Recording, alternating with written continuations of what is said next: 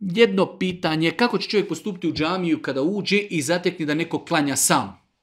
Da li će se priključiti takvom čovjeku ili ne? Odnosno, pitanje na kraju, da li smeta to što možda on klanja sunnete, mi stali klanjati uz njega farze? Ne smeta. Da li ćemo se mi priključiti tom čovjeku ili ne, to je sad vid, što bi rekao, pitanje procjene, ali u islamu može se desiti neko klanja sunnete i mi pored njega klanjamo i mi klanjamo farze. To što on klanja sunnete, a mi klanjamo farze, nema nikakve smetnje u islamu. Njegov namaz je validan, naš namaz je validan. Imamo verziju u islamu da čovjek klanja sunnete i za njim drugi čovjek u džematu klanja sunnete. Imamo verziju da čovjek klanja farze i za njim čovjek klanja farze.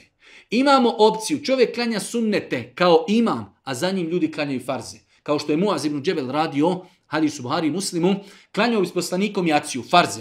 Pa bi došao svom narodu u svoje selo, pa bi klanjao njima jaciju. Njemu bi ta jacija bila na fila. Oni za njega klanjaju farze.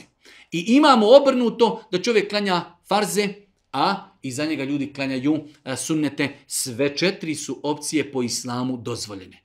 Tako da kada uđemo nekad u džamiju, pogotovo u džamijama gdje je protok, znači nekada na benzinskoj pumpi ili negdje drugo gdje ljudi znaju te propise, kod nas ljudi to slabo poznaju.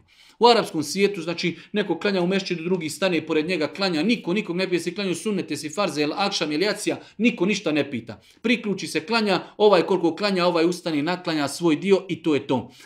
Ono što je rezime, nije uvjet za validnost namaza da je naša namjera i namjera onog koji klanja uz nas ista.